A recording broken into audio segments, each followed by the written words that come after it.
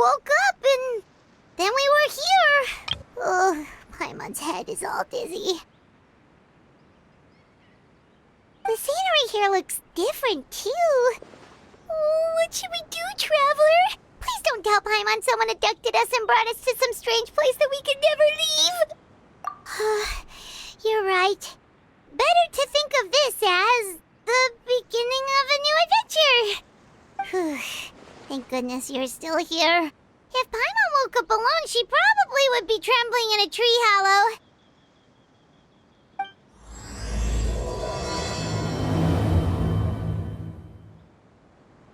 Let's follow this path for now. We might be able to meet someone and figure out what this place is all about.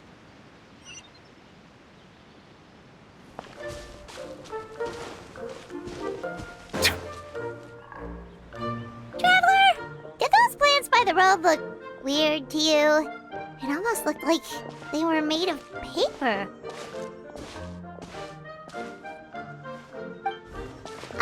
And those two frogs over there? Yeah, they look like pieces of origami.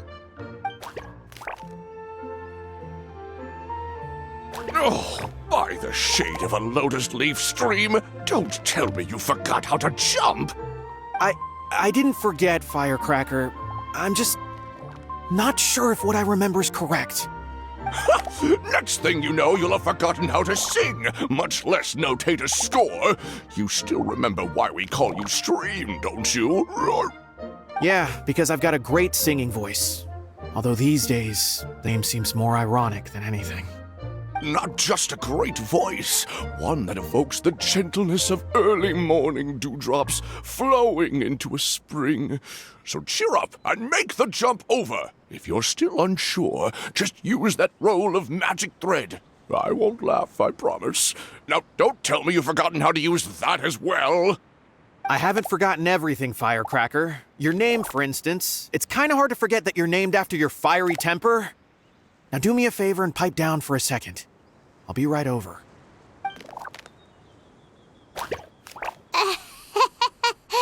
You saw that too, right? Paimon's not seeing things, is she? This place is getting more confusing by the second. Anyway, why don't we go after those two frogs? They didn't look evil or anything. Plus, they might be able to help us out.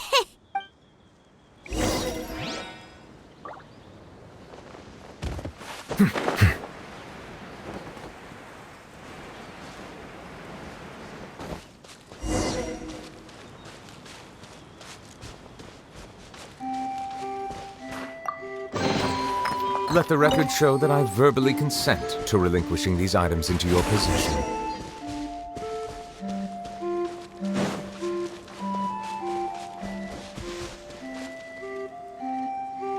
Guess we're not catching up to those frogs. They were so fast. Paimon couldn't even tell where they hopped off to in the end. Excuse me, honored travelers. Did you come from the Cliff of Prophecy, perchance? The chubby paper hamster just talked. Chubby? Who are you calling chubby?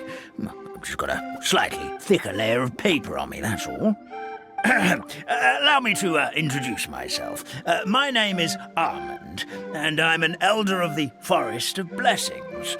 I've been waiting here for the hero of prophecy to arrive. Traveler, could you pinch Paimon just to make sure she's not still dreaming? Pinching, you say? Well, I can help with that.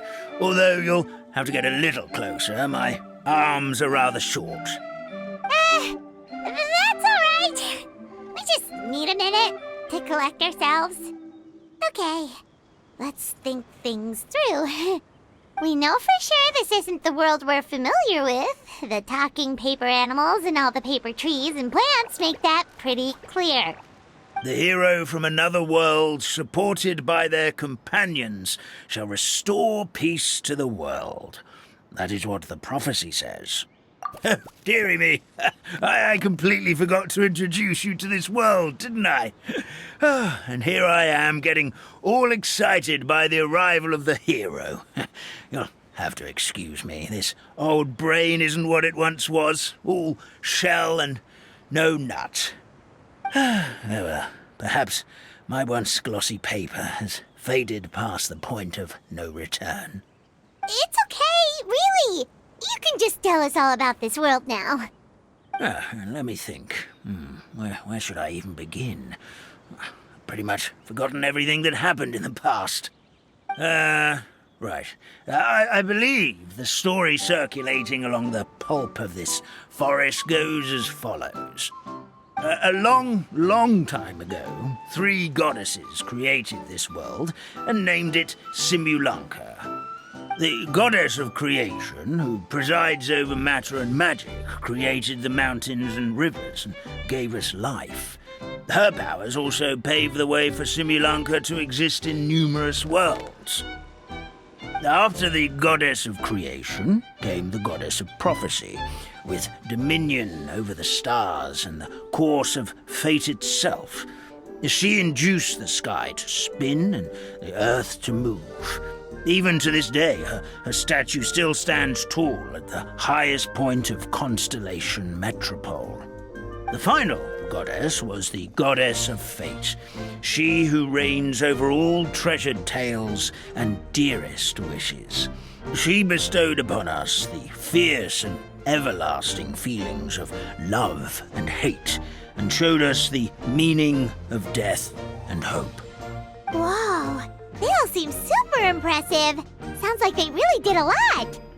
Of course, all new residents of Simulanka come to the forest to thank the goddess of creation for founding this world, and travel to Constellation Metropole to witness the divinations of the goddess of prophecy's numerous oracles.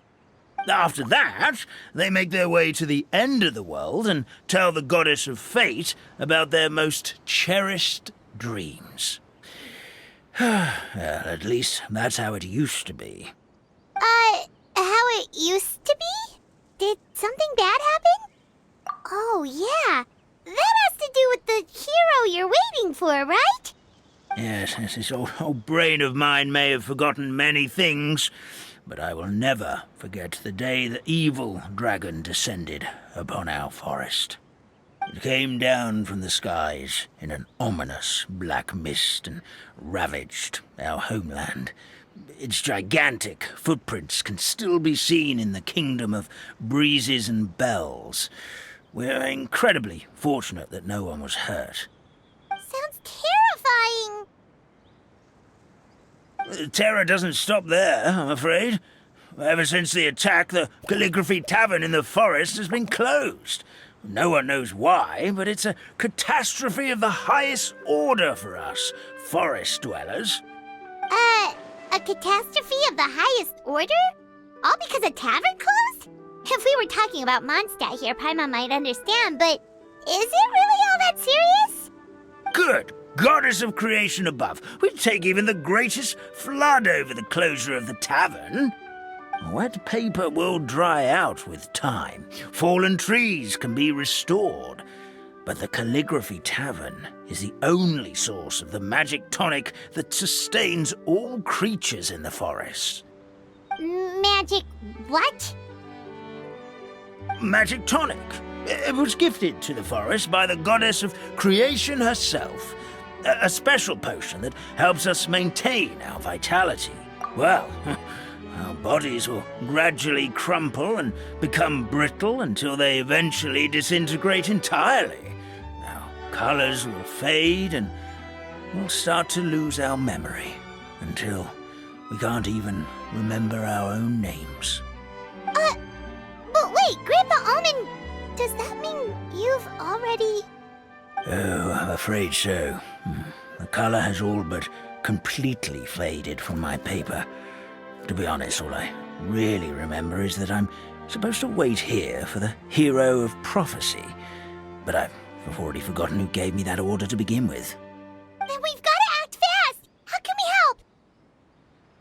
Oh, brave Pixie. May the goddess of fate reward you and your friend for your kindness. Could it be you're the heroes I've been waiting for all along? Not sure how we know that. Plus, we can't even remember how we got here, so it's not looking too promising. Well, this is turning out to be quite the conundrum for old Almond Brain here. The prophecy never mentioned anything like that. For now, why don't you come with me to the Hut of Blessings? Our forest fairy lives there. Maybe she'll know what to do. Whoa, a forest fairy? Like one that knows magic? Oh, you betcha. She's prophesied to join the hero on their journey. Well, then, she sounds like exactly the kind of person we need. Please lead the way, Grandpa Almond.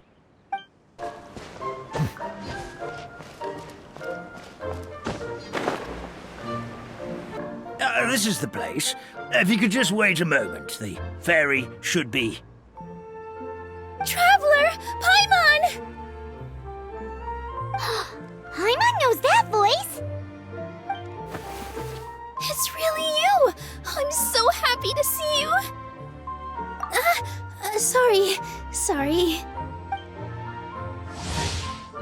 So Nilu is the forest fairy? Well, you... Thank you. To be honest, I'm still getting used to it. It's the weirdest thing. I remember I was reading a book at the Grand Bazaar, and then I guess I must have fallen asleep at some point because, well, then I woke up dressed like this. And in my dream, someone spoke to me. They said, "You are the fairy of the Forest of Blessings. Now go, save the forest with your magic." At first, I thought this whole world was just part of the dream, but no matter how hard I tried, I couldn't seem to wake up. I couldn't find anyone I knew from the real world either. Sounds similar to what happened with us. We also have no idea how we got here. Anyway, sorry for my reaction back there. I got a bit too excited when I saw you two. It's okay, we totally understand. We were looking for a way out, too. At least we know we're not alone. Oh, blessed be the goddess of fate above. You're already friends with the fairy of the forest. Grandpa Almond, thank you so much for bringing my friends here. Could you let the others know I'm coming?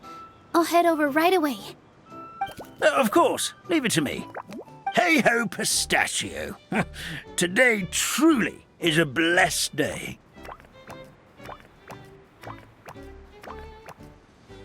Wow, Nilu. Looks like you made short work of getting to know the locals. Well, when I arrived here yesterday, Grandpa Almond told me all about the state of this world. Since they think of me as their forest fairy, I just felt like I had to try to help them. Oh, so you mean like using some kind of forest magic to repair the tavern? Unfortunately, I don't know how to use the magic of this world. I've tried using my vision, but it doesn't seem to work here. If the books stored in this hut are anything to go by, this seems to be the place where the goddess of creation first made the townspeople of this forest. She folded the pages of books into small origami animals, gave them life with her magic, and with time, that's how the Forest of Blessings took shape. Maybe one of the books here could teach us how to use magic. I read them all, but only found one reference to magic. The incantation, abracadabra, means to create what I say. This is a world made up of words, where fantastical powers can be wielded by all. Okay, so basically everyone in this world can use magic? That's nice, but still kind of vague. Yeah, from the other books I read, it seems like this goddess really likes to play fast and loose with the details. So, what should we do now? Didn't you say you were going somewhere, Nilu? Oh, yes. I was going to help some of the other residents of the forest. They've been busy making preparations to reopen the tavern, so I thought I could help out. Got it! Guess we should just focus on what we can do for now. This whole thing is making me pretty nervous, actually. It's like I've been pushed on stage without being taught the choreography. Since I'm already wearing the costume, though, I might as well try to play the part. It's what a professional dancer would do. And who knows? Maybe I'll find my own magic along the way. All I can do is try, right? At least you're optimistic. Thank you. Then let's go.